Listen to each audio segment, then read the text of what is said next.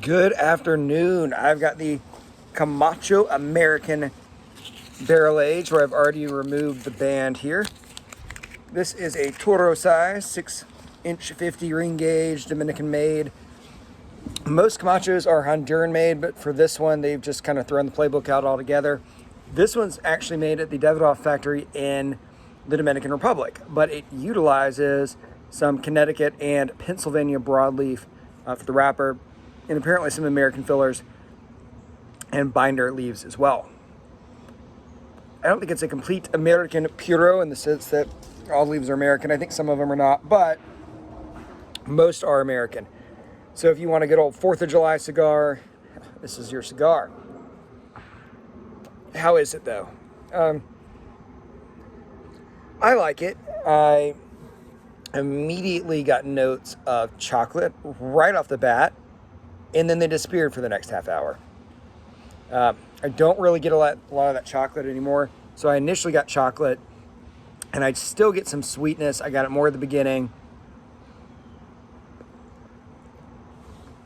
And I'm getting a little bit less of it as I continue to smoke. It has been really consistent besides that first 10 seconds. The notes that are really coming through are wood notes, really hickory, oak, these types of things. I mean, it's wood, but it's not like, I smoke some cigars, and if you've ever gone by freshly made mulch, some cigars have wood notes like that. It's not like that. It's a much deeper, heavier wood note. I imagine if I went and licked a hickory stick, it might be similar to that. The note that really comes through to me on that is I don't go around, like most people, licking hickory. I have hickory smoked bacon. That's my primary exposure to hickory smoke. And to that sense, I get notes of bacon. Now, that's probably because I primarily eat hickory smoked bacon. The other note that I get that's really odd, juniper. I get juniper berries. I don't think I've done a cigar review yet where I thought juniper. It's really unique. If anyone here drinks gin, that's primarily where you get some of those juniper notes. It's a primary component in making gin. How they made this one specifically is they got this, aged these leaves for 6 years, and then put them in bourbon barrels. I think it's gimmicky. I don't like it. They give it some interesting notes. Maybe. I doubt it. Now, if I got a scotch, I put scotch in bourbon barrels, that liquid really comes into contact with the barrels that the bourbon was in, and it does impart flavors, absolutely. Especially if you ever had a scotch, it was like sherry cask, it turns it red. But cigar leaves really don't take on the notes that strongly. It's more, honestly, of a marketing gimmick. That's my opinion. I bet there's a cigar expert out there that will tell me I'm dead wrong, but I think they're wrong. Overall, the only issue I had with it that has kind of corrected itself is it was burning unevenly at first, pretty heavily actually. I did touch it up with a lighter, and that combined with its natural kind of burn does seem to have fixed itself. This is a very expensive cigar by a lot of people's standards. I mean, I think I paid $13 for it in a store. I could probably get it for $10 on the internet. But $10 is a cigar, or the 13 whatever I paid for it. It shouldn't burn unevenly. That's, to me, completely unacceptable. But it has fixed itself.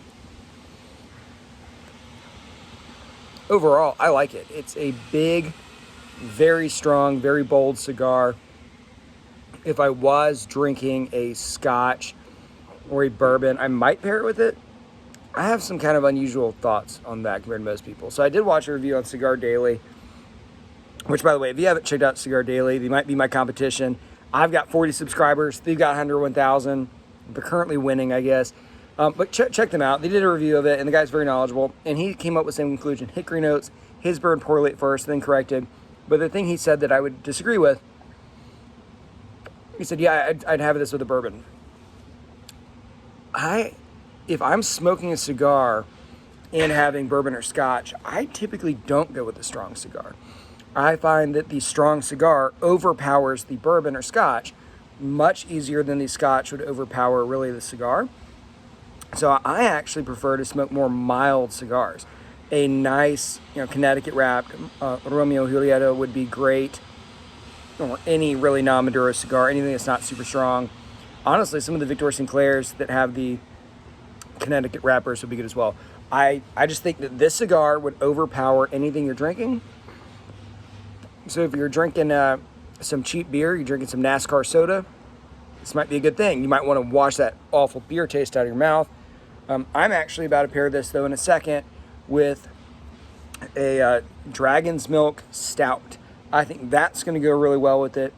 I think that stout will stand up to the cigar just fine. That's how I would pair it. But anyways, I do like it.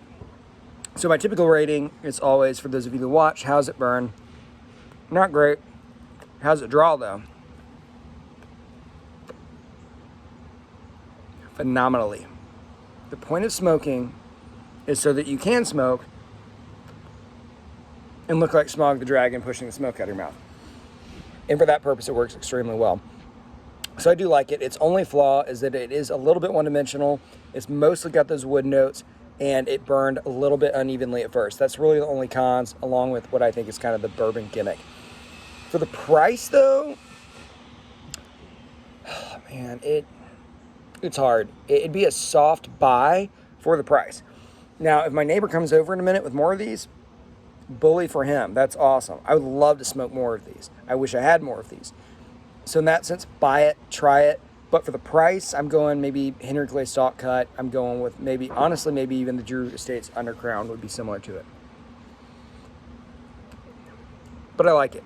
So guys, that's cigar review number 108. Thank you as always for watching. If anyone watched all the way to the end, give me a shout out. Let me know what you think. Thank you for watching.